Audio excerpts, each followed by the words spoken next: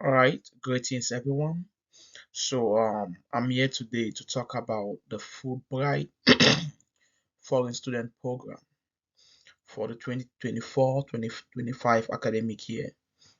So, the Fulbright Foreign Student Program is a scholarship program that is being done by the United States of America to enable doctoral researchers to study. So, this Fulbright program occurs in so many countries, happens to be there in many countries, but there are some countries whereby theirs has expired, like the time of application has expired. So it's not like I'm trying to do for a particular one and I am excluding others. So others, theirs have expired, right? So but for Nigeria now, their own is still going on. I know that of um Guinea Conakry is still going on, so the one of Chad might still be ongoing. So there are many countries that I'll still talk on about the Fulbright foreign student program. All right, so let's move. Now, the Fulbright foreign student program has application open by um, February 1st. So the application of this program was opened by February 1st and it will be closing by Monday, June 1st. Sorry, I didn't put the first, but by Monday, June 1st. All right, so the FFSP program is a research program that is funded by the United States Department of State. So now, what was the purpose of the um, um, Fulbright scholarship program or the Fulbright student program? What was the purpose of this program? Now, so this FSP is designed in such a way that it helps to strengthen capacities of African universities through their higher degree training and to develop potentials of the academic staff. So their target is at young and exceptionally faculty members who want to conduct their doctoral research in the US. So you might want to ask that what about masters? So masters and undergraduate students are ineligible for this program or to apply for this program. Right. So now, what are some of these Fulbright foreign student program benefit? Like, what is the benefit? So why should I really go for it? What is the reason why I should apply for this program? Number one is that it covers your round trip airfare to the US. So which means it covers your trip from maybe like you are living from Nigeria to the US, and when you're done with the program from the US back to Nigeria. So it covers that you don't have anything to worry about. You also what? Settle your what? Allowances. So while you are here studying, the program will be giving some stipend that will help you to like have some change in your pocket, maybe to feed yourself, and maybe flex and maybe for vacations and many other things. Right. Now, books and supplies allowances. If you're the kind of person that love reading too much, so this is for you. Right. So the program will be giving you money for that you can afford your books and supplies allowance. They can give you allowance that you can get some books and some supplies in in your house. Also computer allowance. So they might provide a computer for you that you might be using for the program in the field of study that you are in. It might be in any field of study. We are coming to that right now. Another one is basic health insurance, which is the most important thing to me because here in the United States, to pay for your health from your own pocket is so fucking expensive. It's so very, very expensive. So we have to we ought to have health insurance to ensure that we are fine, because if we are to pay from our own pocket, it's not going to really smile at us because it's so very, very expensive. So we have to make sure that we always secure health insurance here in the United States. So for this program, giving you that basic health insurance is something that is very, very great and commendable. So now, what are some of the field of study that are open for this FFSP program? So you might be thinking that what kind of field of study am I eligible? If I'm in human kinetics, if I'm in plant science, animal and environmental biology, all the like. So you might be thinking that am I really eligible for this program? So let's find out, guys.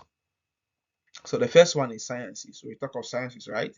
You have biology, biochemistry, you have chemistry, you have math, statistics, all those, um, all the science program, physics that might be involved. So that's sciences. So I have engineering. So that goes for all the engineering programs. So it might be chemical, environmental, mechanical, um, petroleum, gas, any engineering. So it goes for engineering students too. Technology.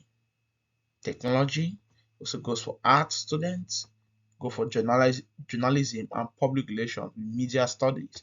Also goes for agriculture and food sciences. Also have economics and environmental sciences that this program works for. Also have international relations and political sciences. Also have public admin slash policies, public health and tourism. Right. Now, what are some of these applicant eligibility requirements that they need? Is it any kind of person that will just apply for this program? So let's find out shortly. Right. So now the applicant must be at least 2 years into their doctoral program in any discipline. So in any discipline is the previous slides that we left from. So you check your discipline and you know that okay, you must be at least 2 years into a doctoral program before applying for this. Applicant must be citizens of Nigeria, or permanent resident of Nigeria. So far as you can have the Nigerian passport to apply um, through the embassy. And let's know that this application, most at times, is being done by the country's embassy. So you can go to the Nigerian embassy and find out what is happening, like what do they need if you don't really understand from the website I'm going to be showing you guys as we move forward. So you might ask them if what is it, and some of them they might want to apply to the embassy. So when you go through the school website, you also have more info, and there's also the school website, sorry, the program website that you see everything there, of which I'm going to release as we move forward. Now, also the applicant must be a doctoral or PhD student. I've already stated that in my past slides. So applicant must have outstanding academic record. This is very, very important. So for you guys out there, for you who are studying right now, we should always try to hit the best record, the best, attain the best. We should stop this mentality of school na scam. So we should always aim at having a good result. We shouldn't just be looking at the present status of Nigeria and say, what am I even studying for? We should be looking ahead, because many good things can be ahead. You can still become a college professor in schools abroad or work in a good company abroad. It must not only be in Nigeria. So let's look beyond the shores of Nigeria. So high level of English proficiency. Yeah, some people might want to question that, bit. Bro, you said which English proficiency is exempted for most Nigerians, yes, but whenever it concerns scholarship, anything scholarship, they always require is a kind of an astute requirement for applications for scholarship. They just need it. That one is just like it's different from the one like you applying for admission. So they just need the English proficiency requirement for this application. So now, what English proficiency requirement they need? So applicant must also take TOEFL exam by May 2023 and meet a minimum score of 90. So by May 2023, at least by that time, you must have taken your TOEFL. And also try to remember that the application deadline is in June 1st. So before then, make sure that you gather all the necessary documentation that you need to apply for this scholarship program. So only applicants with strong research proposal might have a shot. So strong research proposal means you have a good outline of your research, your methodologies, um, all the required methods in which if someone reads your research proposal, it gives them a quick understanding of what you want to do, and a focus, it says that the person have a focus and really knows what he or she wants to do. So preference will be given to applicants who have never studied in the US before. So we should also take this into consideration. Now, for those in law, business, accounting, so most US institutions rarely accept applicants in this field. So it's not like they might not accept it, but they rarely do that. Why? Because um, their own line of study doesn't really involve kind of like research. So they rarely accept students to be field. So just so for you to just note that. Now, what are some of the requirements for applications? Now, you fill out the application form and attach supporting document. So you need 3 academic and professional references.